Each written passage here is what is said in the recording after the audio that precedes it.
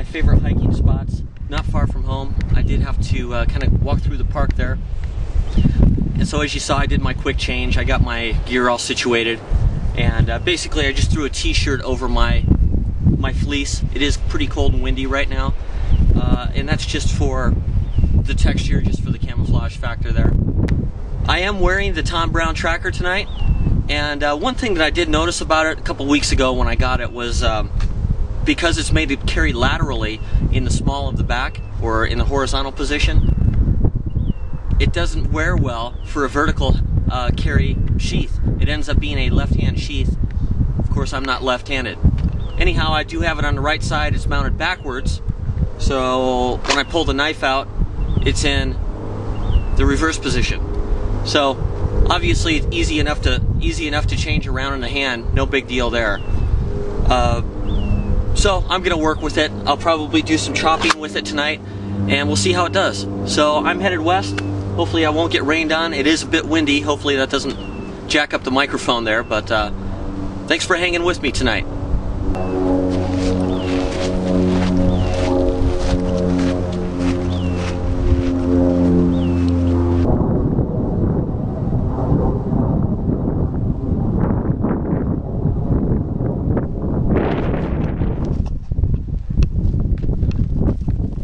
Okay, I got a downed Palo Verde tree here. Let's give it a little shot.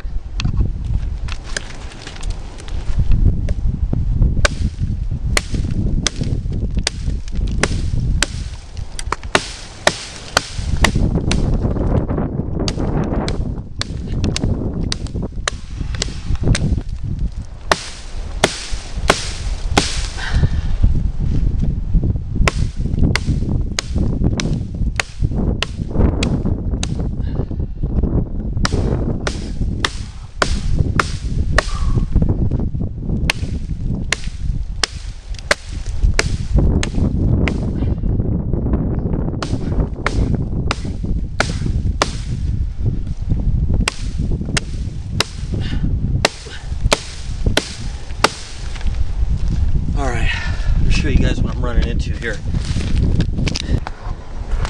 Okay, the biggest thing that I'm noticing right now is when I strike this, and I kind of anticipated this, you know, I'm trying to strike it with the heavy end of the knife, and when I do that, I'm basically getting this cutting corner right here, and that's about it.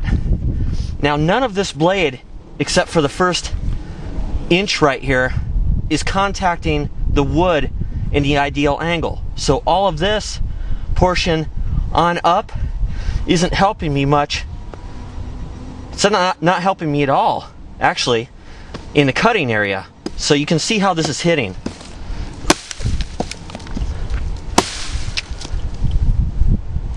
If you guys can see that, that's a very good picture, actually, of what's going on there.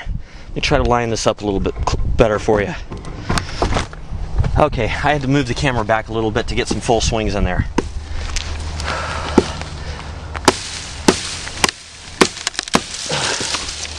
Okay. Well, you know, this is pretty hard wood. I didn't bring out the Recon Scout today. I was just doing some testing of this by itself, but I will say so far the black epoxy is holding up pretty good, considering that I've been doing a fair amount of chopping with it. But anyhow, that's about 3.5 inches in diameter, and it took a while to get through that. Let's try some more on some smaller stuff, maybe. Okay, get rid of this thing.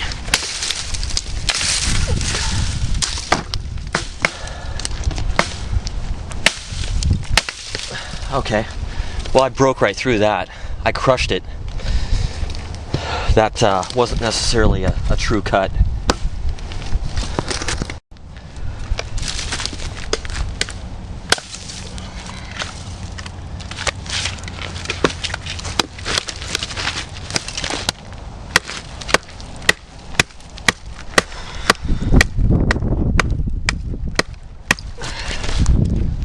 Take off my binoculars, guys. I get in the way now.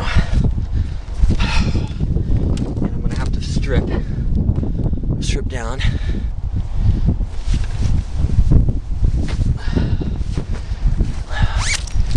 Getting pretty warm.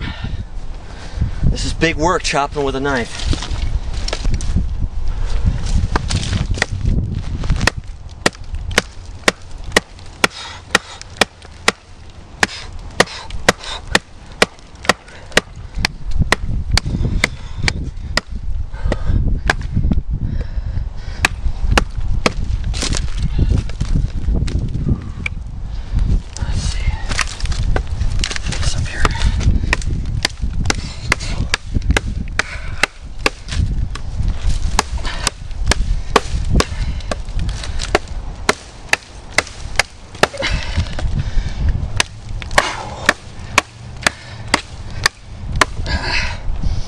Boy, there just is not much cutting edge contact in that wood.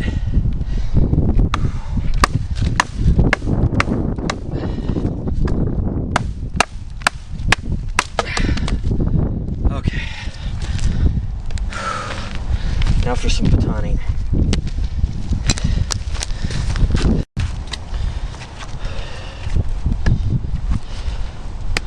Not ideal, but I don't have a lot of wood, batoning wood, so I'm gonna have to work with this. That blew out the side there. Go straight down the middle. I'm gonna have to work with this right here, I guess.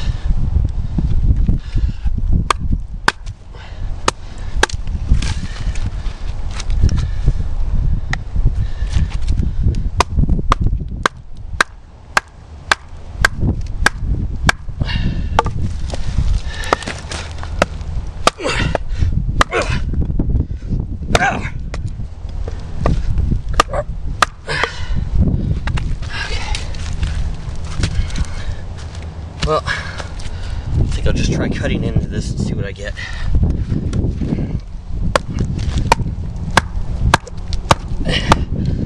Huh. That's interesting. The blade's kind of skipping along there.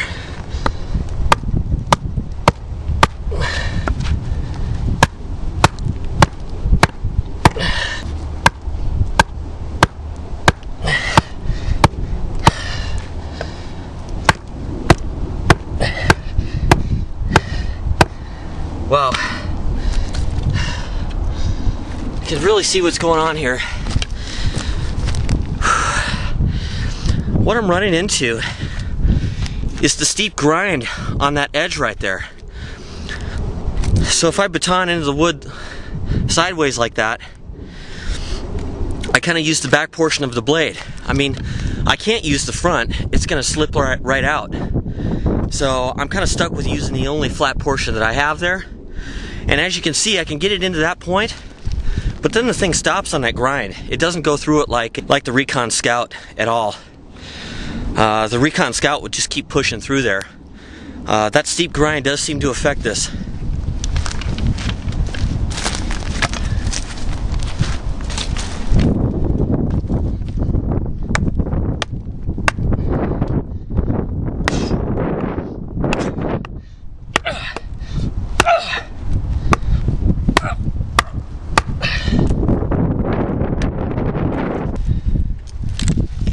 Now I've got a green piece of Palo Verde tree out here, a real common wood. I mean, Palo Verde grows all over the place. When it's dead, it's real hard, and when it's alive, it's very tough and flexible. Anyhow, I just thought I'd show you, if I'm debarking something, get that off there. Typically what I like to do is start up here and draw the knife down as I cut across it.